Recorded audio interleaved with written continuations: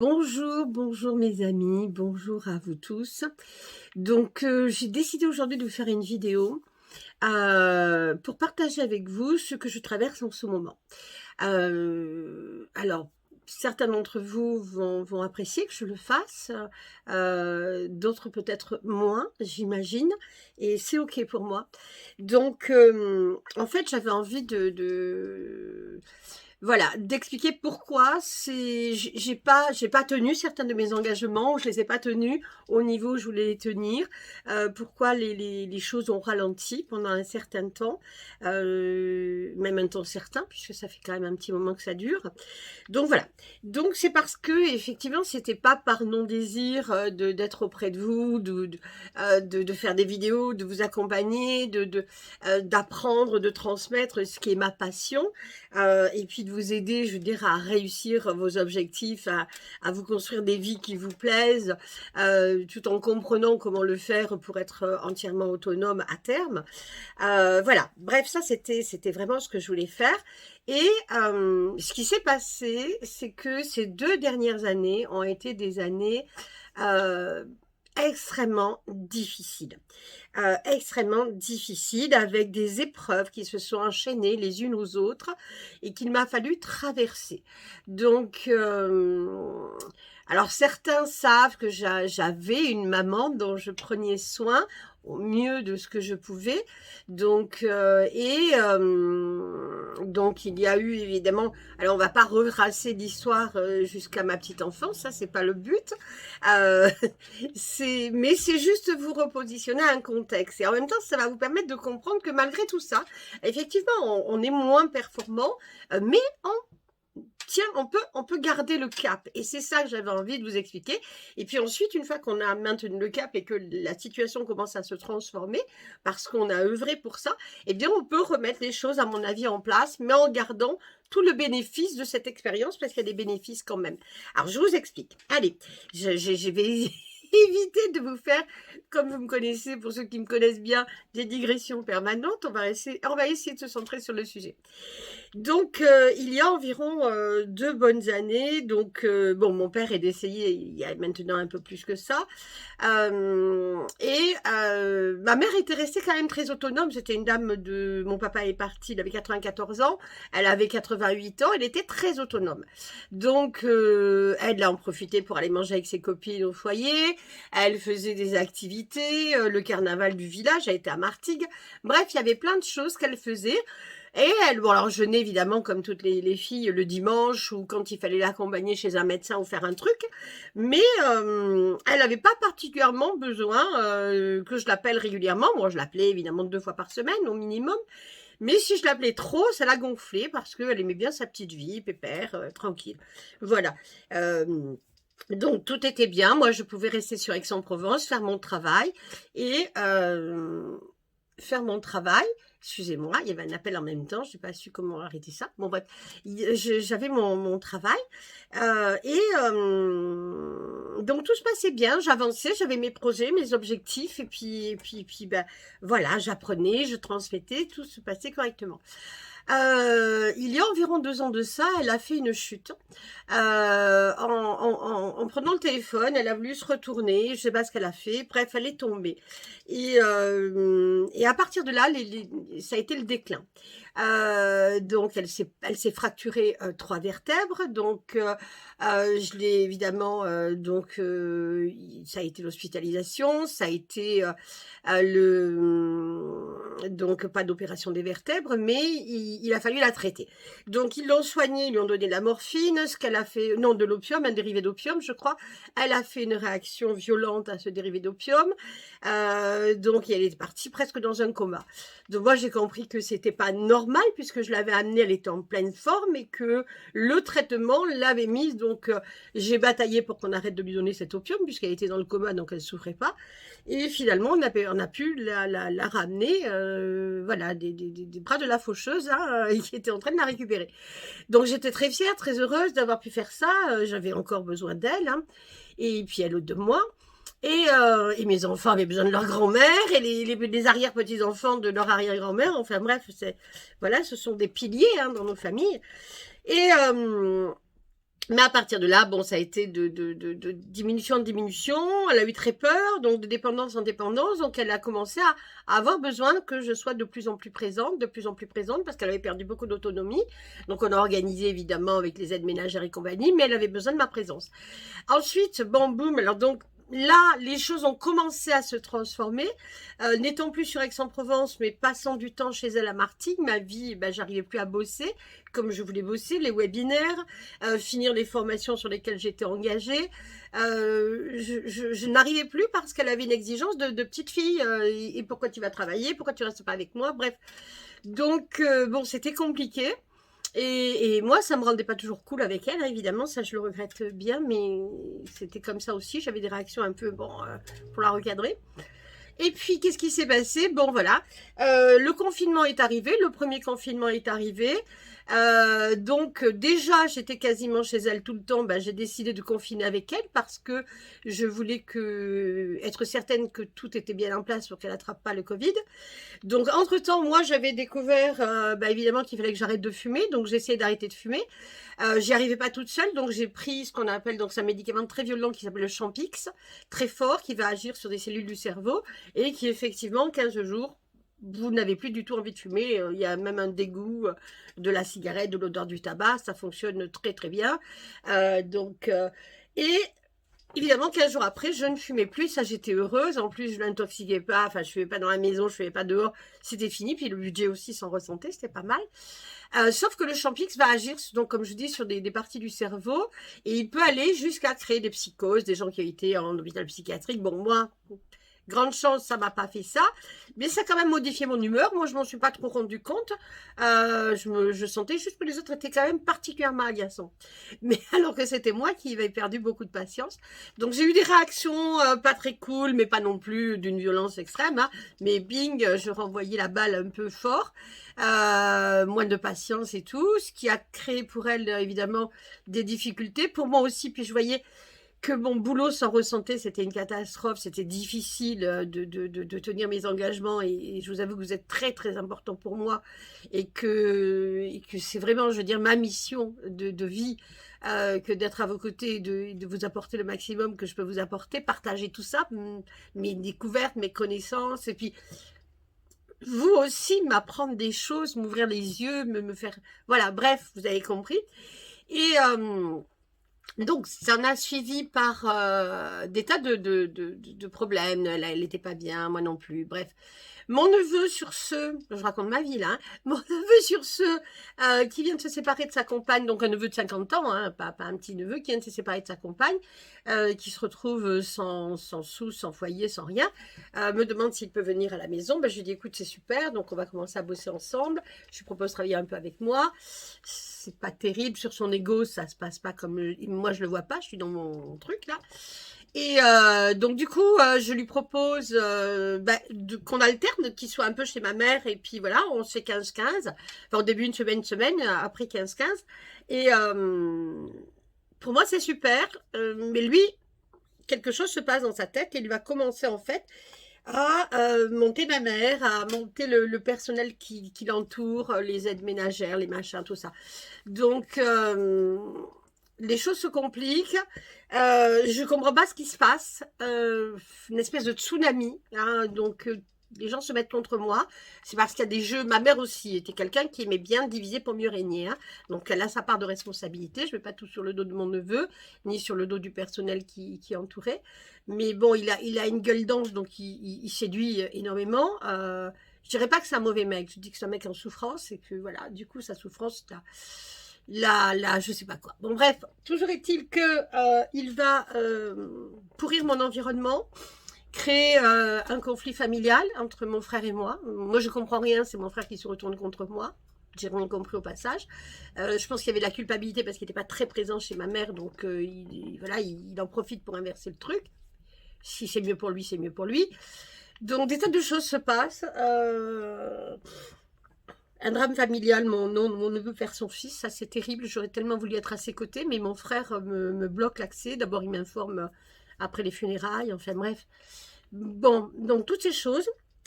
Ma mère, malheureusement, fait une chute en octobre, une dernière chute. Donc là, je suis avec elle, j'ai renvoyé mon neveu, j'ai renvoyé tout le monde. Le personnel soignant, les aides ménagères n'ont pas été cool parce que ça faisait 15 ans qu'elles étaient là. Comme mon neveu leur avait bien monté le bourrichon, moi je vous assure, je n'ai rien fait de différent, peut-être être un peu plus agacée, mais j'ai rien fait. J'ai toujours, bon, on me connaît, j'ai quand même un caractère un peu boum. Bon, bref, elle décide que si je reviens, elle quitte le navire, ce qu'elles font. Elle quitte ma mère. Donc, elle, du coup, elle m'en veut beaucoup parce que pour elle, c'est ma faute. Mon neveu, donc, bah, je le fous dehors. L'aide ménagère, du jour au lendemain, quand elle sait que je reviens, mon neveu, évidemment, l'appelle pour lui dire qu'il n'est plus chez ma mère. Donc, du coup, elle ne revient plus non plus. Je me demande de leur degré d'intimité même. Ensuite, les infirmières, ben, j'apprends qu'elles sont parties, ça fait déjà 2 mois alors que je n'étais pas informée. Ils m'avaient tous gardé ça secret, même ma mère, hein, qui était montée par mon neveu. Et les infirmières me disent, ben oui, mais on voulait vous parler, nous, parce que c'est pas normal qu'on s'adresse qu'à votre neveu. Sauf qu'ils nous disaient que vous étiez un monstre et que votre objectif était de détruire votre mère. Donc elle me dit, mais on est contente de vous découvrir, de vous rencontrer. Donc je prends le relais, mais ma mère ne comprend pas. Elle a 93 ans, elle m'en veut, c'est ma faute. Je ne sais pas quoi faire, je suis très malheureuse. Bon, bref, elle tombe, elle se casse le col du fémur, il décide de l'opérer. Et elle décède le 3 octobre, elle n'a pas pu, elle ne s'est pas réveillée. Donc la chance que j'ai eue ce jour-là, c'est que j'ai pu, le personnel m'a appelé. Donc j'étais chez elle à Martigues, le personnel m'a appelé et donc j'ai pu rester environ avant que tout s'arrête. Bon, elle était dans le coma, mais je crois quand même que voilà, soit là mais dehors, soit bon, bref. Donc j'ai pu lui parler, j'ai pu lui dire que je l'aimais, j'ai pu lui demander pardon. Enfin bref, j'ai pu passer un agréable moment avec elle, un moment fort. Et puis elle est partie. Et donc un mois après. Donc voilà, il y a tout le déménagement, il y a toute l'organisation, donc c'est difficile de devoir toute la maison, je connais cette maison depuis toujours, donc c'est très difficile de faire tout ça. C'est une location, ils n'ont jamais été propriétaires, mes parents, ils ont toujours eu peur des crédits. Donc bref, donc c'est très dur. Donc j'ai le mois, il y a le confinement, je donne les meubles, et j'avais une vieille mammographie que je devais faire et que je ne pouvais pas aller faire parce que ma mère me prenait tellement de temps que je ne m'occupais pas de moi. Et je vais faire cette mammographie, puisque ben là, voilà, elle n'est plus là, j'ai du temps, et je découvre que j'ai un cancer du sein. Boum. D'où le foulard. C'est pas parce que je faisais le ménage 5 minutes avant, c'est parce que je n'ai plus de cheveux. Ils sont en train de repousser, mais je n'ai plus de cheveux pour l'instant. Donc, cancer du sein, chimiothérapie en décembre, le 11 décembre, donc Noël au lit, hein, mais avec la famille qui faisait quand même la fête, j'avais pu préparer le repas et tout ça. Donc, ce qui était fort pour moi parce que je les entendais, ça c'était génial. Bon, bref. Pour vous dire que j'ai traversé un cancer, j'ai pas fini, ma dernière chimiothérapie est à la fin du mois, le 30. Après, bon, prenez-moi mon foulard qui tombe. Après, il y aura attendez, je vais essayer de le remettre, tant bien que mal. Et ensuite, ben, il y aura évidemment la petite opération du sein, mais pas grand-chose, parce qu'il reste apparemment pas grand-chose. Après, il y aura les rayons, et puis après, l'hormonothérapie pendant 5 ans. Et on verra si ça revient ou si ça revient pas. Mais ça sera une autre, voilà, un autre épisode. Et pour l'instant, voilà, moi, je repars au point zéro, sans cancer. Et puis, comme tout le monde, je suis susceptible d'en avoir un à un moment donné. Voilà, parce qu'il y a beaucoup, beaucoup de cancers. Ok, qu'est-ce qui s'est passé d'autre entre-temps? C'est que je suis quelqu'un qui adore manger et dès que je stresse, la nourriture est un véritable refuge pour moi. Et dès que je stresse, je mange. Donc, j'ai beaucoup mangé quand j'étais chez ma mère. Alors, elle avait, vous savez, les mamies commençaient. Elles ont des paquets de biscuits partout, elles ont des chips, elles ont plein de choses à manger. Donc, je mangeais. Alors, c'est pas de la boulimie parce que ni je me fais vomir, ben, sinon je serais mince. Ni une perte complète de contrôle parce que j'arrive à arrêter. Voilà, une fois que j'ai mangé 3 pains au chocolat ou 4 pains au chocolat, je peux m'arrêter. Parce que c'est bon, quoi.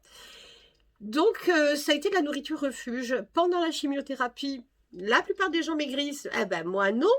Donc j'ai pris donc j'avais déjà beaucoup grossi, mais entre le décès de ma mère et le début de la chimiothérapie, donc j'ai déjà pris 5 kilos à un mois parce que bah, il a fallu que je fasse face évidemment à tous ces papiers à faire. C'est violent de devoir envoyer des courriers avec l'acte de décès. Je veux dire, à chaque fois, bim, c'est une confrontation. Moi, j'avais pas envie. Et donc, c'était dur à faire. Et puis après, pouf, alors donc j'ai fait que manger pour confronter ça. Puis j'en voulais beaucoup à mon neveu, j'en voulais beaucoup à mon frère, j'en voulais à tout le monde. De ne pas être là pour me soutenir pendant cette période-là, de me laisser faire le déménagement toute seule. Bon, heureusement, j'ai un arrière-petit-neveu, donc je suis sa grande-tante, hein, donc le fils de ma nièce, qui est venu nous aider avec sa chérie.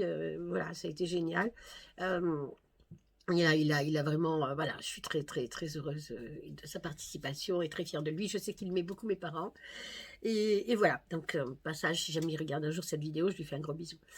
Donc voilà. Et le cancer, la chimio, c'est pas simple. Surtout les 2 premiers mois où elle est extrêmement violente. Et donc moi, j'ai pas eu de nausées. Enfin, j'ai eu des petites nausées, mais je prenais vite un comprimé de Vogalène et ça stoppait immédiatement. J'ai mangé.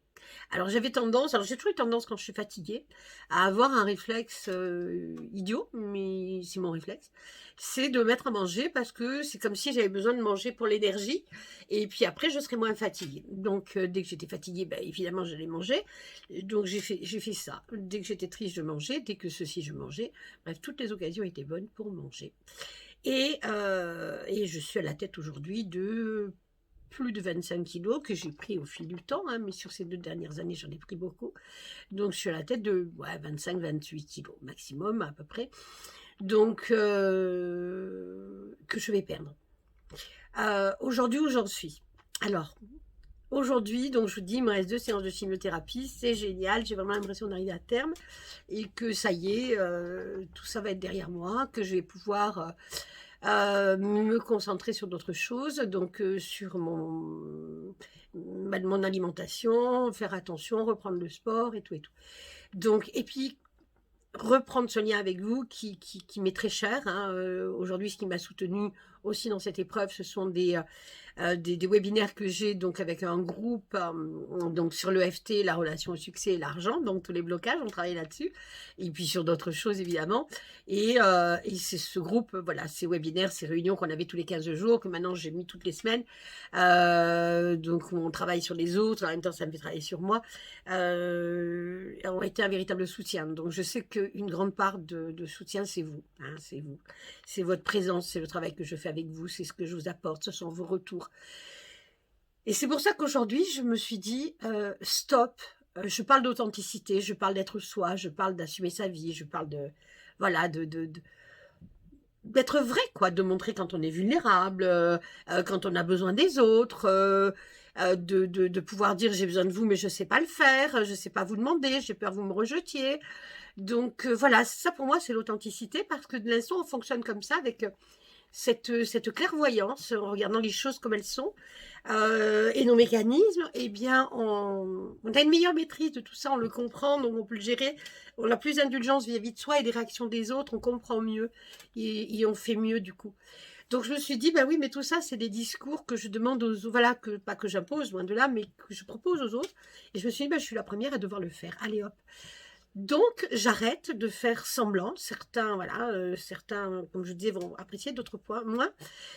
Donc j'ai envie de vous dire que bah d'abord, je vous aime. Mais vraiment, hein, c'est pas un je vous aime commercial ou je sais pas quoi. J'ai un attachement très très important. Vous êtes important pour moi. Je vous imagine. Je vous connais pas tous évidemment, mais je vous imagine. Je vous devine. Et voilà. Donc j'ai envie de dire, si vous traversez une épreuve, la même ou une autre, eh bien, rejoignez-moi déjà là pour venez commenter la vidéo, venez en parler, qu'on en parle ensemble. Dites-moi ce dont vous avez besoin aussi. Est-ce que vous avez besoin qu'on fasse je sais pas moi, que j'organise peut-être complètement gracieusement des sessions sur YouTube où on pourrait discuter et puis je sais pas, voilà, envoyer des vidéos, j'en sais rien, faites-moi des propositions sur ce qui vous ferait du bien à vous aussi. Et puis j'avais envie de vous dire que voilà, que je reprends les choses en main. Là, ça y est, j'ai une équipe formidable, qui est à Madagascar pour une grande partie, et qui a su, malgré mon mauvais management, parce que j'ai pas été présente pendant 15 jours, ils n'avaient plus de nouvelles quand j'étais sous la couette parce que le traitement était trop puissant, trop fort. et qu'ils me couchaient littéralement, eh bien ils ont fonctionné entre eux, donc ils ont travaillé, ils ont réussi à faire des trucs. Et donc là, ça y est, je suis à nouveau sur le pont. Donc, et puis, bien voilà. Et puis, eh ben, on va tout reprendre, on va tout continuer. Et, et j'avais vraiment envie de vous le dire, vraiment envie de vous le partager. Et surtout, je crois que l'objectif, je me perds hein, dans mes discussions, vous me connaissez pour certains, l'objectif, c'est vraiment de vous dire que malgré les épreuves, quelles que soient les épreuves, hein, qu'on vous trahisse, ce qui a été le cas, que l'on perde des êtres chers, ce qui a été le cas, qu'on vous rejette, ce qui a été le cas, et que la maladie vous accable, ce qui est aussi le cas, avec des pertes financières aussi, parce qu'on ne peut plus bosser correctement, donc on se retrouve sur le fil du rasoir. Ça fait partie de la vie, de la route. Donc, c'est aussi laisser les choses se faire, maintenir le cap, c'est-à-dire garder dans sa tête là où on veut aller. Et alors, évidemment, hein, des fois, je me dis, ouais, j'en ai marre, j'arrêterai tout. Et puis, même si la vie m'emporte, enfin, si la mort m'emporte, ben, au moins, je suis débarrassée de tout ça. Ça, c'est normal, ces fluctuations au niveau de l'humeur, au niveau de nos doutes et tout. Mais en même temps, j'étais claire avec ça. Je savais ce que je voulais et que je voulais continuer mon activité, mon business, ma relation à vous, vous apporter le maximum, continuer à me former parce que pour moi c'est quelque chose de très très important et puis poursuivre mon rêve qui est un rêve, toute mon activité est développée sur le web parce que le web, ça c'est pour ça que je vous le découvriez vraiment, c'est un marché pour les coachs et les thérapeutes fantastique, mais c'est aussi un moyen d'expression et puis moi j'ai développé tout mon business, toute mon activité sur le web parce que je veux être une mamie globetrotter, hein, une mamie, je suis pas encore grand-mère mais j'ai l'âge, hein, j'ai 64 ans là pendant que je vous parle, j'ai eu en février. Donc, et j'ai vraiment envie d'être un globetrotter. J'ai toujours rêvé de faire le tour du monde. Et puis, quelque chose qui me tient à cœur et qui est énorme, en fait, c'est de faire le tour du monde en faisant des interviews, rencontrer, au travers de mes voyages ou de ce que l'on me dit, j'en sais rien, de rencontrer en fait des gens exceptionnels, mais que ce soit des gens connus ou des gens pas connus, qui ont réussi tout seuls dans leur coin, ou pas, à mettre en place quelque chose qui pourrait être pour nous un formidable exemple pour se construire une vie meilleure. Alors ça peut être la femme au fin fond d'une, je sais pas moi, d'une favela peut-être, j'en sais rien, ou pas, hein, ou ça peut être aussi Paris, Aix ou ailleurs, qui, malgré le manque de moyens, je pense à une femme hein, que je connais et je ferai l'interview un jour, qui malgré le manque de moyens, qui malgré le fait de ne pas être soutenue par un mari parce que bah, parti, avec 5 enfants, vivant dans des quartiers où on a plus une population de jeunes délinquants voilà, qui se développe, eh bien, elle a su élever ses 5 enfants droits comme des i. Reconnaissants, bien élevés, bosseurs, tout le monde a son job, respectueux. Je suis en admiration, très proche de leur mère, bref. Donc elle a des astuces à donner, elle a des conseils à donner, et il y a des tas d'hommes et de femmes à travers le monde qui ont des choses à nous transmettre. Et c'est eux que j'ai envie d'aller voir.